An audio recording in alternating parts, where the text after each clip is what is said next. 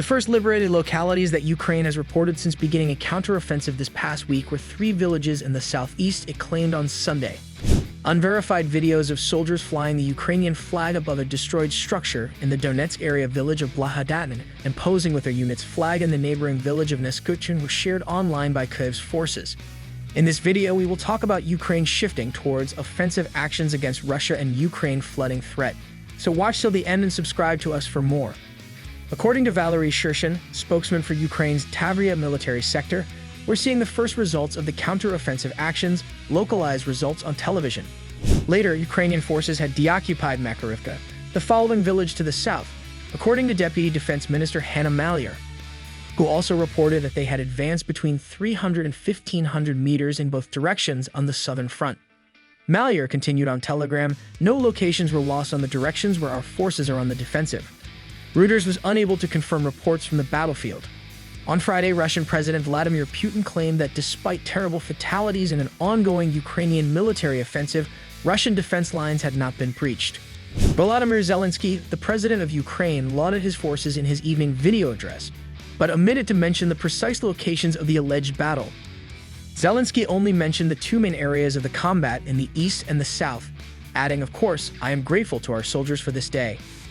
Each and every one of our combat brigades, every one of our units." Zelensky confirmed that counteroffensive and defensive operations were underway on Saturday, sending his clearest indication yet that Kyiv has begun its long-awaited counterattack to retake territories in the east and south. Ukrainians have been advised not to share any intelligence that would jeopardize the operation, and Kyiv officials have imposed a strict period of operational silence.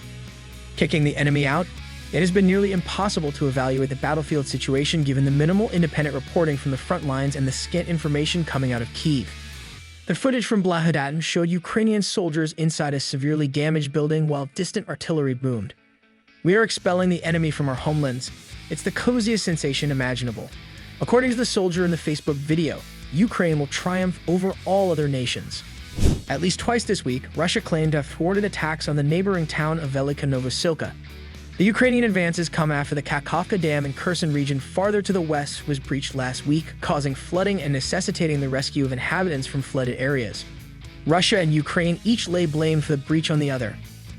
On Sunday, the Kherson region's newly appointed Ukrainian governor reported that 10 people were injured and 3 people died as Russian soldiers shelled 3 boats carrying mostly elderly evacuees to safety.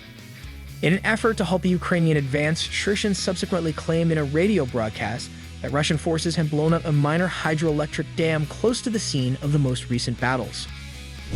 He said to Ukrainian NV Radio that this resulted in the flooding of both banks of the Mokry Yali River. However, this has no bearing on our counteroffensive operations.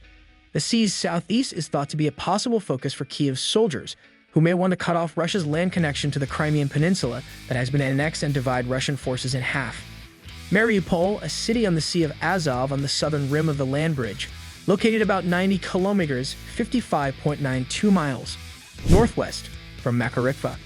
The main city was taken by Russia last year following a lengthy siege and bombardment. To defend itself from a Ukrainian counterattack including tens of thousands of troops that the West has trained and armed, Russia has erected massive fortifications throughout the captured region. Maliar added that Ukrainian forces had advanced 250 meters toward the nearby Berkivka Reservoir and were continuing their assault operations in the east close to the damaged city of Bakhmut. After the fiercest combat of Russia's invasion in February 2022, Russia claimed to have taken the city of Bakhmut last month. However, Kyiv claims to have been reclaiming ground on the city's flanks. Separately, the General Staff of the Ukrainian Armed Forces reported that a motorized infantry brigade had recently pushed on the front line surrounding the eastern city of Avdiivka and taken a Russian position, but it gave no further information. According to Ukrainian President Volodymyr Zelensky, Russian forces have begun firing at Ukrainian rescuers attempting to enter flooded districts in the Kherson region that are under Russian authority. The Russian-occupied Novokakhovka Dam and hydroelectric power plant collapsed on Tuesday, sending torrents of water flowing down the Dnepr River. Rescuers are attempting to rescue thousands of civilians in the flood zone. According to Ukrainian and Russian officials, at least 8 people have already perished in the area due to flooding. Dmitry Peskov, a spokesman for the Kremlin, made his own accusations regarding the rescue operations on Thursday, telling journalists on a conference call that Ukrainian fire is still being used against seized sections of the Kherson region as rescue teams attempt to aid people out of flooded areas there. When asked if he had any intentions to visit the villages affected by the flooding, Peska replied that neither he nor Russian President Vladimir Putin did. In an exclusive interview with the German tabloid newspaper Bild that was published on Wednesday, Zelensky made his remarks. Animals and people have perished. People saw drowned people floating by from the roofs of the flooded homes. That is seen from the opposite side. Getting people out of the Kherson region's occupied territory is quite challenging, according to Zelensky. Occupiers fire our forces from a distance when they try to get the residents out, Zelensky told Bild.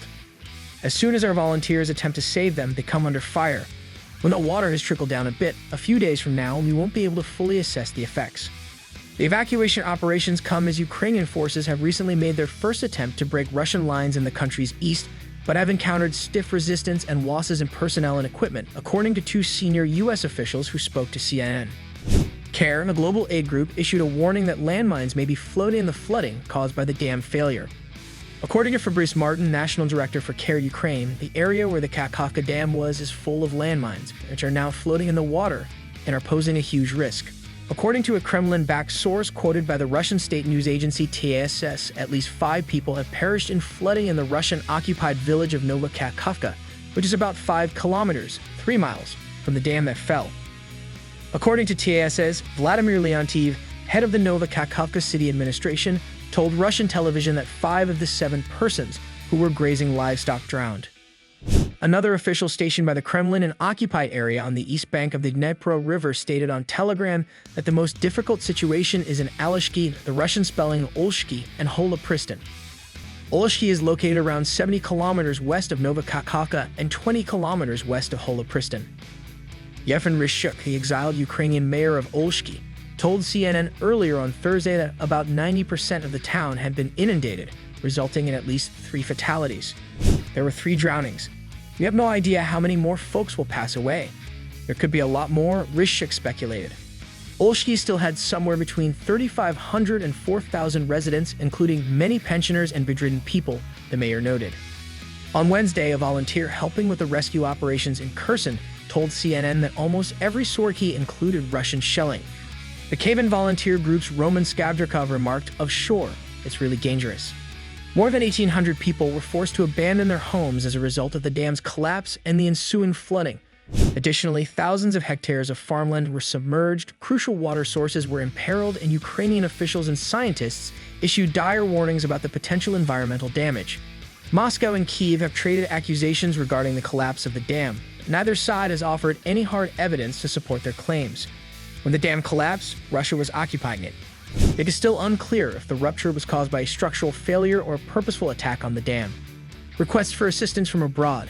In a video released by the Ukrainian military, inhabitants of Kherson's Russian-occupied neighborhoods can be seen receiving drinking water dumped on them as a result of floods. A family appears to be stranded in their flooded home and crying for assistance in military drone footage purportedly of the city of Olshki.